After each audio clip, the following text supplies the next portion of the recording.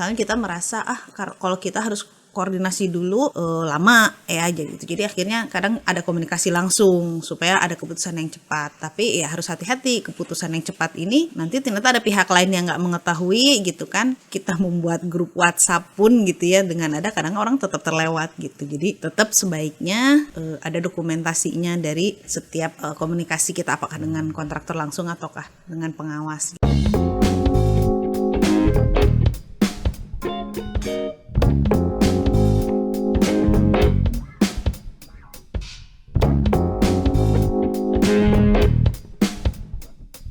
Selamat datang di podcast Arsitek. Kita mau ngobrol-ngobrol yang ringan-ringan aja, yang dikuasai gitu ya. Apa yang kita bisa ya kita share di sini gitu ya.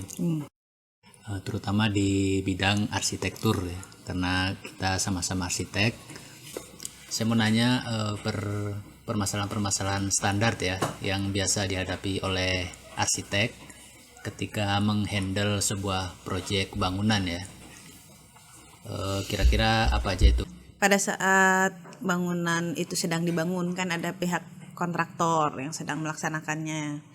Dan kontraktor itu ada tim pelaksana lapangannya, ada tukang segala macam ya. Nah biasanya sering terjadi ada dari dokumen perencanaan yang sudah kita buat itu ada misal ada gambar-gambar yang kurang jelas atau mungkin kurang lengkap, atau mungkin ada kondisi-kondisi di lapangan yang ternyata harus menyesuaikan dengan di lapangan sehingga ada perubahan-perubahan gitu. Nah, hal-hal ini yang biasanya ditanyakan ke kita sebagai perencana gitu, sebagai tim perencana.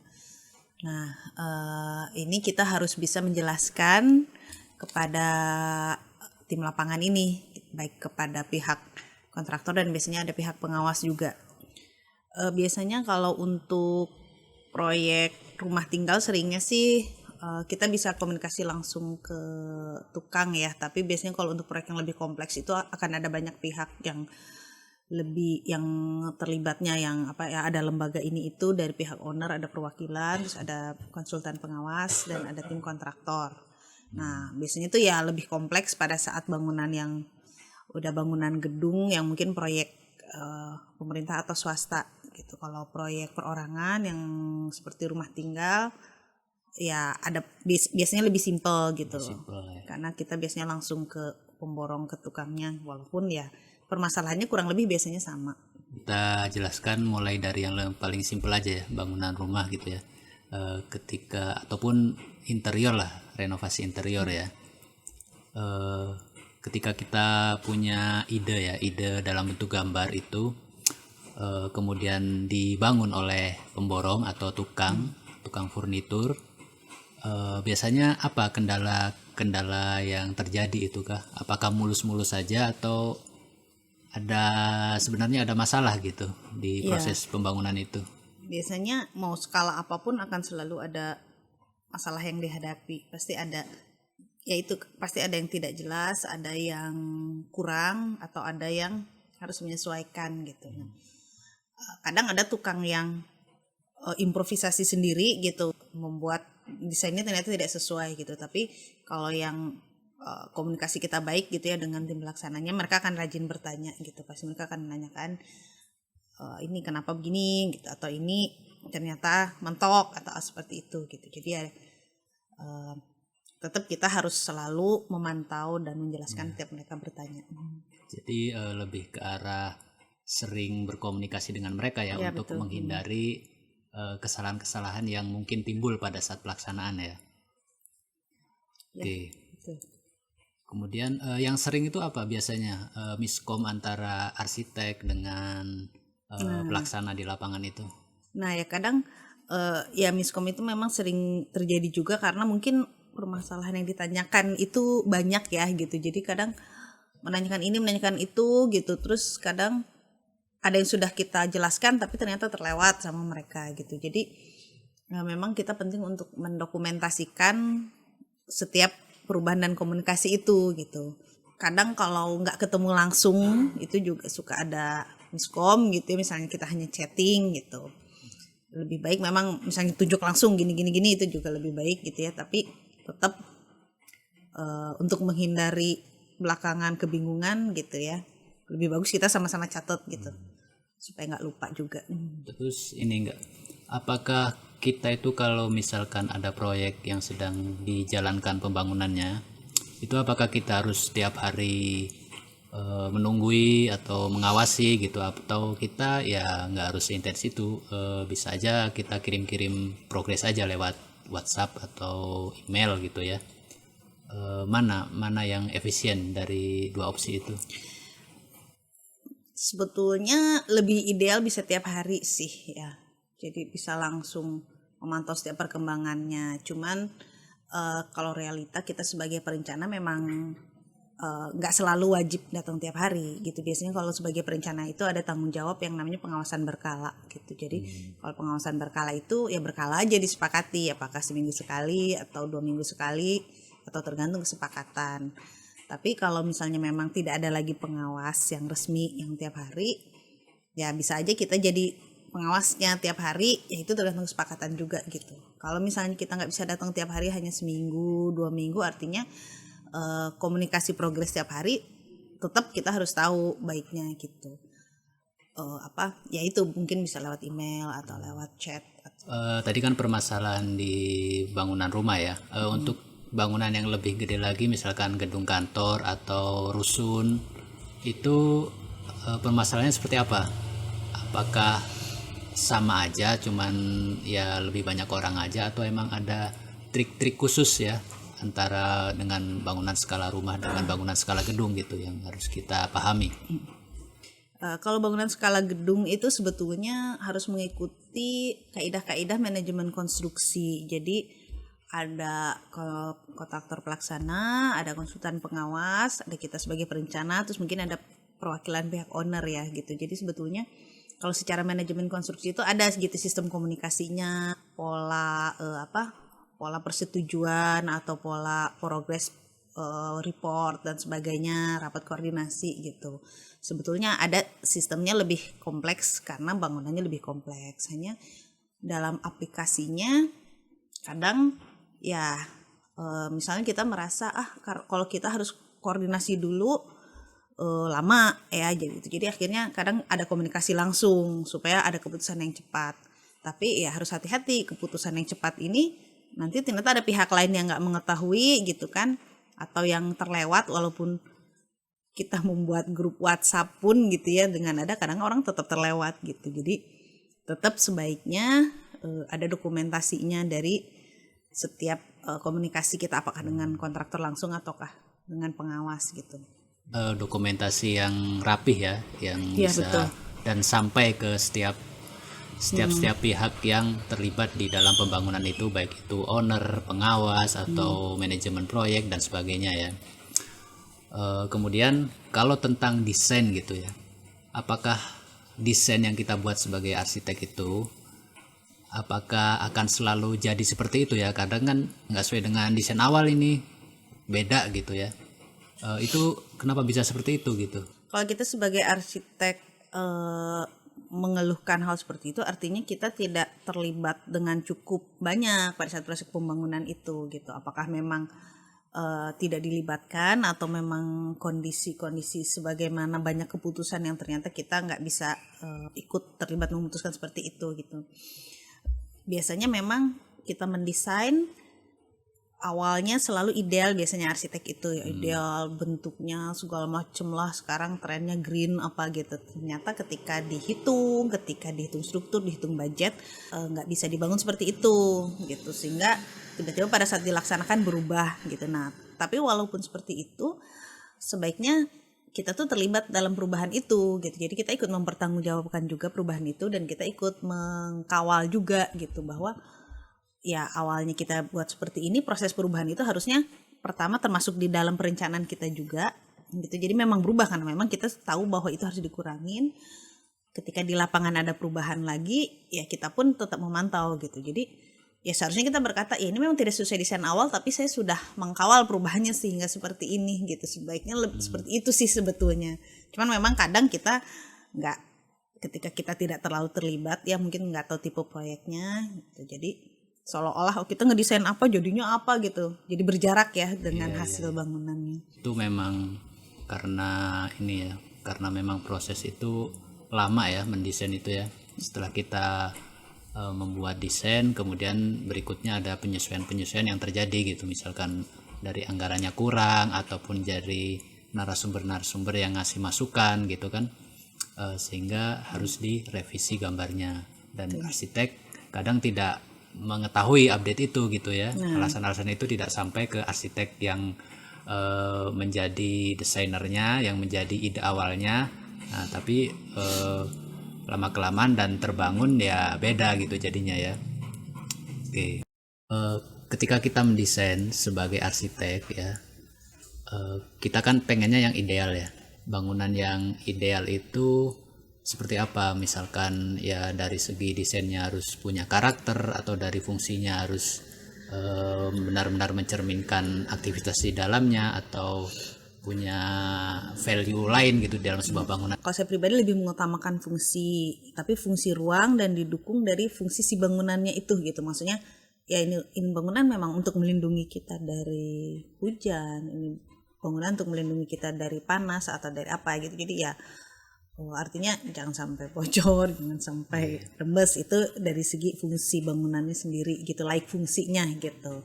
Nah tapi estetika itu tetap perlu gitu, dan itu disitulah tantangannya arsitek gitu, ketika kebanyakan kita mendesain itu dari estetika dulu ya. Kalau kita mendesain dari estetika dulu, kita jadi harus mencari lagi solusi gimana supaya bangunan ini layak fungsi gitu. Nah itu semua harus dimiliki oleh kemampuan itu harus dimiliki oleh arsitek gitu. Itulah gunanya arsitek, membuat suatu desain yang ada estetika tapi permasalahan kelaikan fungsinya itu harus tersolusikan gitu. Dan bukan cuman di bidang desain dan fungsi itu aja gitu, kita juga harus mensinkronkan dengan utilitas dan strukturnya gitu. Nah jadi ketika udah baik struktur maupun utilitas bisa menghasilkan bangunan yang layak fungsi dengan estetika yang oke, ya itulah bangunan yang paling ideal sih sebetulnya.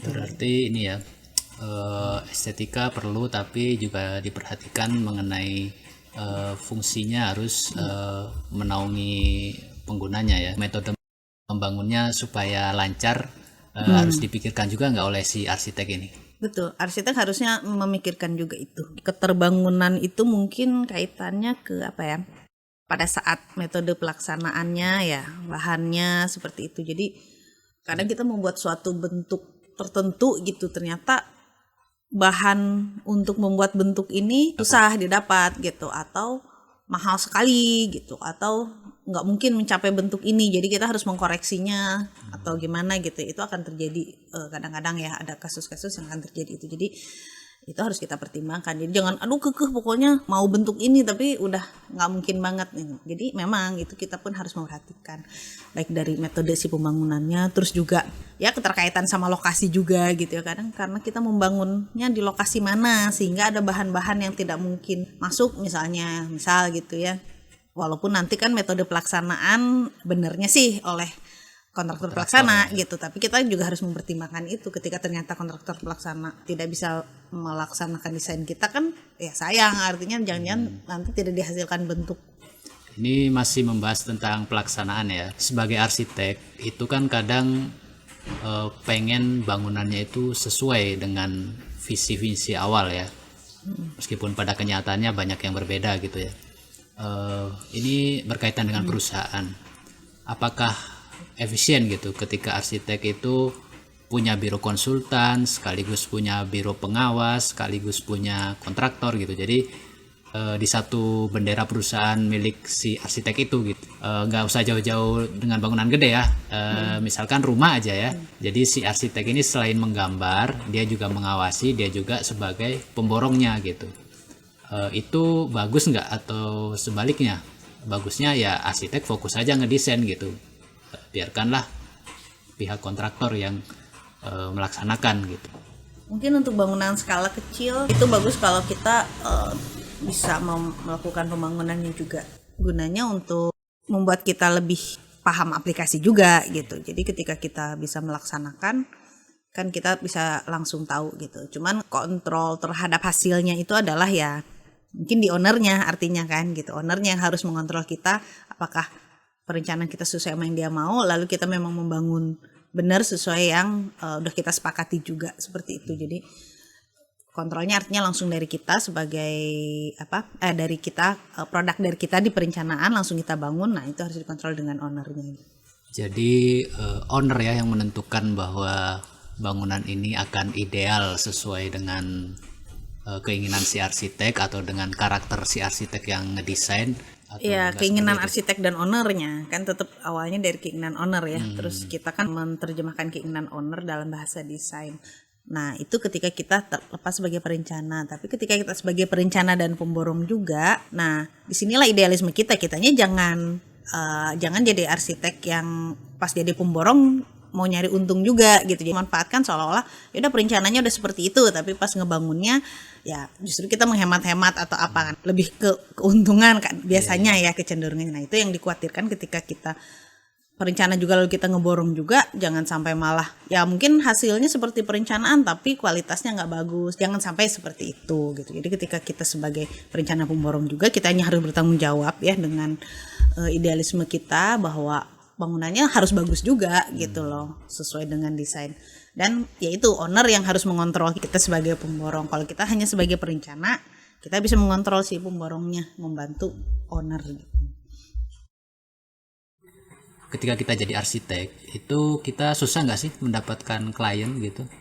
Apa yang mendasari kita itu bisa lancar tiap hari dapat proyek, pendapatan proyek itu continue gitu ya, sesuai target gitu ya?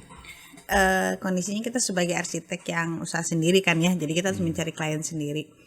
Ya sebetulnya tidak ada yang menjamin ya, namanya rezeki seperti itu. Tapi biasanya kalau kita sudah dapat satu klien, kita harus bekerja sebaik-baiknya supaya menjaga relasi gitu, sehingga kita masih ada kemungkinan diajak lagi untuk proyek selanjutnya gitu, atau jadi ada kontak untuk kesempatan masuk di proyek lain dari relasi dia. Biasanya sih seperti itu. Jadi kadang tetap dari personal dulu gitu, dari personal dulu, tapi memang karena kita bertanggung jawab juga gitu. Jadi memang hasil kerja kita bisa dipertanggungjawabkan, bisa dipercaya, sehingga dan baik teknis dan non teknisnya pun harus berhubungan baik gitu dengan klien kita yang sedang berjalan gitu, supaya ya ada lagi gitu rezeki atau kesempatan setelah itu.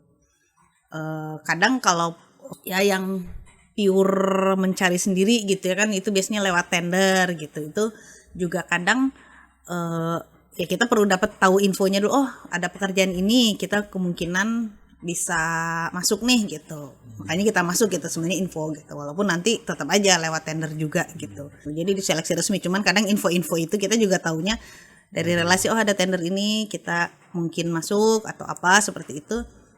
Untuk membangun sebuah relasi yang kontinu ngasih proyek itu berapa lama ya? Ketika orang baru lulus gitu ya, nyari proyek kan susah karena nggak biasa gitu ya. Nah seiring berjalannya waktu, lama-lama kan akan dapat proyek juga gitu, dapat proyek dan continue, bahkan nanti banyak juga proyek gitu. Nah itu tenggang waktu berapa? Setahun, 2 tahun, 5 tahun? Tergantung gitu. sih, beda-beda orang ya, tergantung. Kalau saya sih berapa tahun ya, sampai rada settle 5 tahunan mungkin 5 tahun ya. Baru kita di baru zona rada nyaman ya, bukan zona nyaman juga, maksudnya kita udah tahu bidang kita lebih kemana gitu. Pada saat awalnya kita masih ngerjakan ini ngerjakan itu, setelah sekian tahun kita udah tahu kemampuan kita apa. Beberapa orang juga, beberapa pihak sudah mengenal kita sebagai ini gitu ya, mungkin misalnya oh ini arsitek yang stylenya ini misal gitu ya. Jadi ketika sudah dikenal seperti itulah, makanya si klien-klien bertahan gitu. Oke, mengenai bidang arsitek. Kalau orang awam itu kan taunya arsitek membangun rumah atau membangun gedung ya.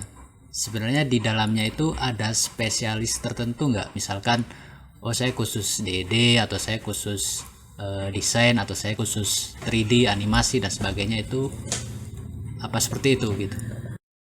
Terdefinisi itu mungkin arsitek landscape dan arsitek urban designer, arsitek rancang kota kalau nggak salah ya, kalau secara profesi itu definisinya gitu.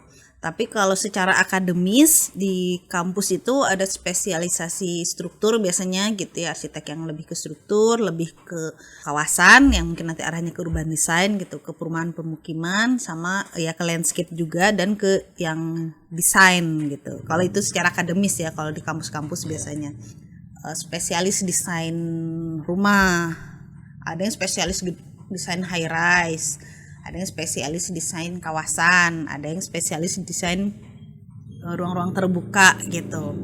Nah itu lebih ke spesialisasi pada saat pelaksanaan, jadinya kayak ya pada saat ada proyek yang seperti itu dia akan cenderung memegang yang itu gitu. Terus ada yang lebih ke desainnya, ada yang lebih ke DED-nya, ada yang lebih ke pelaksanaan juga gitu kan. Ya maksudnya arsitek ketika masuk ke MK, ke pengawasan atau ke kontraktor, ya itu adalah suatu spesialisasi dia di manajemen konstruksi dan pelaksanaan. Oke. Ini misalkan pertanyaan dari teman-teman yang baru lulus kuliah nih. Saya tuh hobinya cuma ngebikin 3D gitu ya, bikin animasi. Kira-kira itu bisa nggak saya jadikan penghasilan tanpa saya harus memikirkan yang lain-lain gitu ya? Kalau bisa sih bisa aja, ketika kita di proyek atau di kantor kita sedang memerlukan orang yang spesialis 3D gitu. Artinya ya udah kamu nge-3D aja misalnya. Itu mah bisa-bisa aja kalau sebagai penghasilan. Tapi untuk mengantisipasi ke masa depan dan supaya memperluas inilah gitu ya kemampuan dan wawasan kita, ya jadi arsitek tuh sebaiknya kita tetap mempelajari semuanya gitu. Walaupun nanti ya tetap kita spesialisnya di 3D, tapi kita tetap harus bisa membuat gambar detailnya, kita tetap harus ngerti juga gambar kerjanya, dan kita ngerti juga pelaksanaannya gitu. Sebaiknya seperti itu supaya lebih membuka kemungkinan untuk karir di masa depan juga gitu.